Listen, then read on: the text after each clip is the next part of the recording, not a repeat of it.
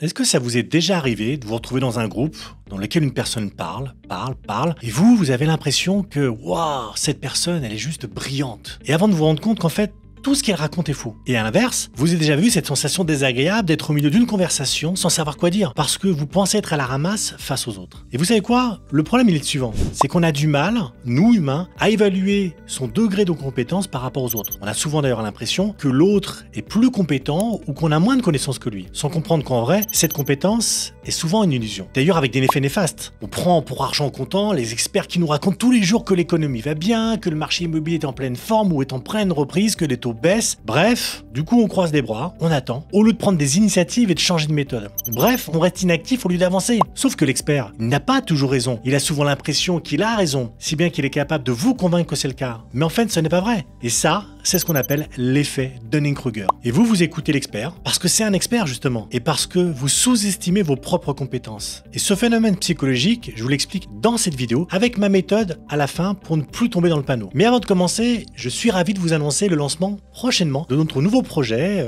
un nouveau projet qui est lié à la communauté des passionnés de l'immobilier. C'est un endroit exclusif conçu pour rassembler tous les professionnels liés à l'immobilier, des agents, des architectes, des designers et bien plus encore, et pour échanger et discuter sur une variété de sujets qui peuvent être par exemple la lecture, le sport, la nutrition, la productivité, bref, une équipe en collaboration, et puis des ateliers participatifs, des conférences inspirantes, des rencontres conviviales. L'adhésion est totalement gratuite. Si vous souhaitez être informé en avant-première du lancement, inscrivez-vous sur le premier lien qui se trouve en description, vous rentrez votre email et on vous prévient dès sa sortie. L'effet Dunning-Kruger, c'est quoi ?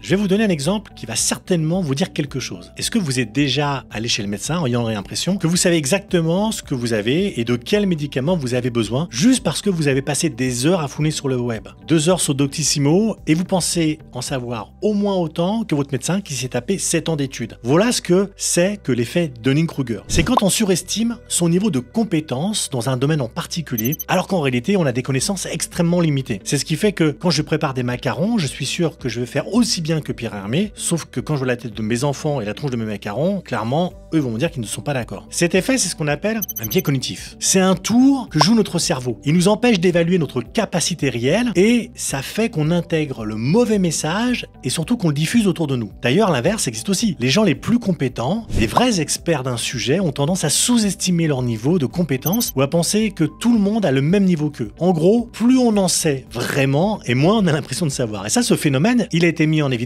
en 99 par 2 psychologues américains, David Dunning et Justin Kruger, d'où le nom d'ailleurs d'effet Dunning-Kruger. Et c'est un mécanisme psychologique qui fait qu'on n'a pas suffisamment de compétences pour se rendre compte qu'on est incompétent, ou en tout cas qu'on ne sait pas autant qu'on voudrait le croire. Alors que les personnes compétentes, elles, connaissent assez bien leur domaine pour identifier leurs propres limites. Elles sont donc capables de s'auto-évaluer. Et c'est là qu'on peut faire la différence assez facilement d'ailleurs entre un amateur et un expert. L'amateur, lui, il va se vanter de tout savoir, alors que l'expert, en général, il va surtout mettre l'accent sur ce qu'il ne sait pas. Ça nous donne déjà un indice sur la manière dont on peut éviter d'être victime de l'effet Dunning-Kruger. Si en explorant un sujet, on arrive à prendre conscience de nos limites, on a déjà plus de chances d'y échapper. Et l'effet Dunning-Kruger, il est partout. On le retrouve dans les études, dans la vie quotidienne, dans nos interactions sociales, dans le travail et même dans la santé. Rappelez-vous, tous ces gens qui racontaient n'importe quoi sur le Covid, que le masque servait à rien, qu'il n'y avait pas de crise, qu'on avait des traitements qui fonctionnaient mais que les autorités nous cachaient la vérité. Et en quelques semaines, la moitié de la planète était devenue virologue,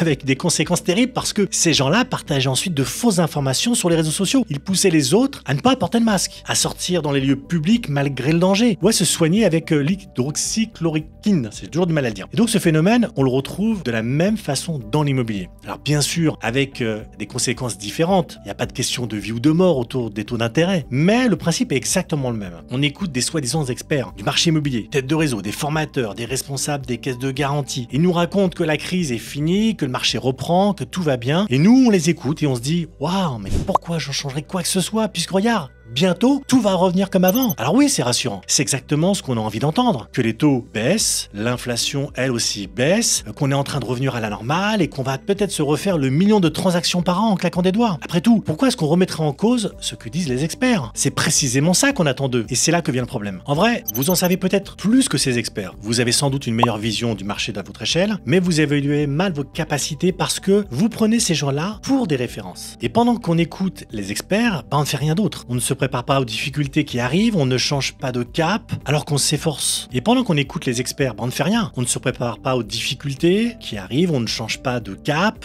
et on s'enfonce chaque jour un peu plus, juste on fait le dos rond quoi, on attend. Et ça c'est la conséquence indirecte de l'effet Dunning-Kruger. On écoute des experts qui soi-disant ont les compétences, comme ça on a l'impression de tout savoir aussi et on prend des décisions par rapport à ce qu'on croit, plutôt qu'en tenant compte de ce qu'on sait. Au moment où les vaccins contre le Covid sont arrivés, combien de personnes ont refusé de se faire piquer parce que leur médecin leur a dit ouais pas la peine, le Covid ça soigne très bien avec la chloroquine. Laissez-moi vous raconter une anecdote personnelle. Mes premières années en tant que directeur d'agence, j'étais persuadé d'être meilleur que mes copains parce que j'appliquais à la lettre les méthodes de mon réseau et parce que ça marchait plutôt pas mal pour moi. On était tout le temps parmi les agences qui ramenaient le plus de chiffre d'affaires, mais en 2007, la crise arrive et vous savez quoi, les fameux subprimes américains. Et là, j'ai beau faire exactement comme d'habitude, mon CA se casse la gueule. Et il n'y a rien que je puisse faire pour empêcher ça. À ce moment-là, j'ai compris deux choses. La première, c'est que j'étais pas le meilleur et j'étais même pas aussi compétent que je le croyais. Surtout que j'ai cru bêtement tout ce que me racontaient mes responsables de réseau, tous ceux qui m'expliquaient que mon chiffre, j'allais le faire en balançant des flyers, en appelant des vendeurs sur un listing. En vrai, ils n'étaient pas meilleurs que moi. Et quand je repense à tout ça, je me dis que ça résume bien le problème. Le problème, ce n'est pas seulement d'avoir cette impression d'être plus compétent qu'on le croit. Le problème, c'est aussi de penser que les experts sont compétents, alors que ce n'est pas toujours vrai. Et le danger, c'est d'écouter ce qu'ils racontent, de les croire les yeux fermés. Le danger, c'est de croire que la reprise arrive et de s'en servir comme excuse, surtout pour ne rien faire. Comme ça,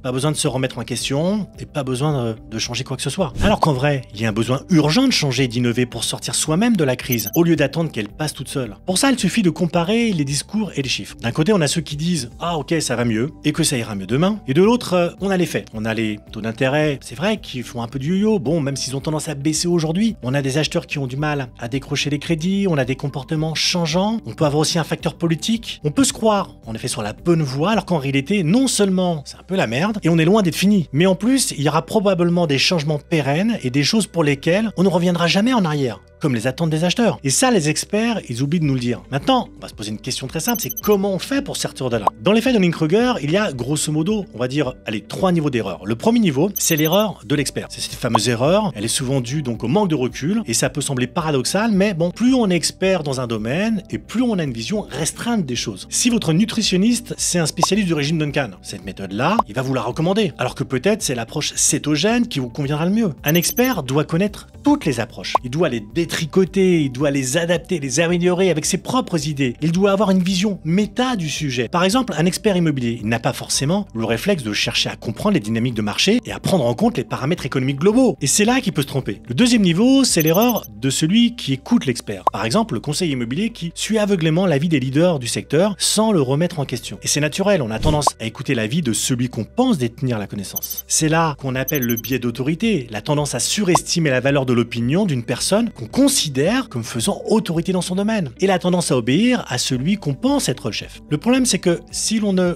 questionne pas ce que disent les experts, on risque surtout de passer à côté d'une opportunité d'évoluer face à une crise plus grave qu'il n'y paraît. C'est ce qui s'est passé pour moi quand je croyais aveuglément à l'efficacité de mes méthodes de prospection apprise par justement mon réseau. Enfin, il y a un troisième niveau d'erreur, c'est l'incapacité à se remettre en question. Et ça vient directement des deux erreurs précédentes. Les experts se trompent, on fait la bêtise de les écouter sans se poser de questions et du coup, on ne se remet jamais en cause. Résultat, on ne change pas. On n'apprend rien, on n'avance pas, on fait du surplace, mais en ayant l'impression que c'est pas grave, puisque de toute façon, tout va bien. Sauf que dans un marché en crise, rester immobile, ça revient reculer. Et là, on tombe dans la surconfiance. Parce qu'on écoute exclusivement des discours simplistes et optimistes, on entend ceux qui disent que tout va bien et on met de côté ceux qui nous expliquent qu'en fait, non, ça va pas du tout. Alors, comment on évite de tomber dans le piège de la surconfiance? Pour ça, je vais me poser plusieurs questions. Est-ce que je tiens pour acquises les informations que je reçois? Ou est-ce que je les remets en question? Est-ce que je me contente des discours préconçus?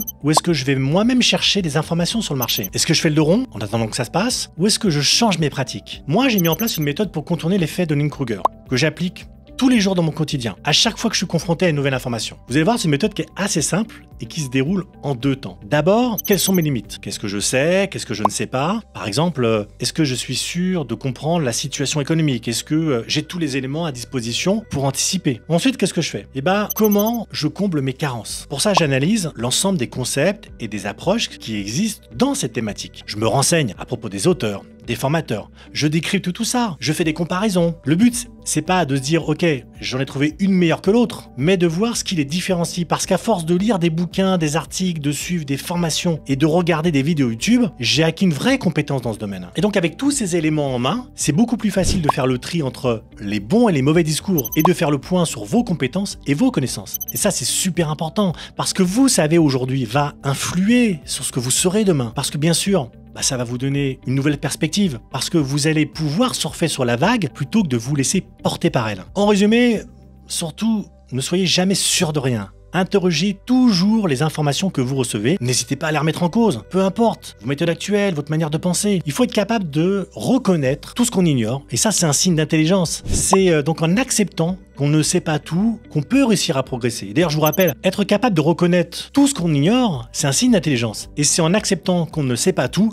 qu'on peut réussir à progresser. Je vous rappelle le lancement de notre nouveau projet, Communauté des passionnés d'immobilier. Ça va être un endroit où on va réunir tous les acteurs qui sont liés à l'immobilier, c'est du conseiller, directeur, architecte. Et justement, dans cet endroit, il y aura donc des ateliers participatifs, il y aura des conférences inspirantes, des rencontres conviviales. Et donc l'objectif, bien sûr, ça va être d'échanger et de discuter sur des variétés de sujets tels que la productivité, la lecture, le sport, la nutrition. Si vous êtes intéressé, pour vous inscrire, il suffit de cliquer sur le premier lien en description. Vous rentrez votre email et je vous préviens dès la sortie de la communauté.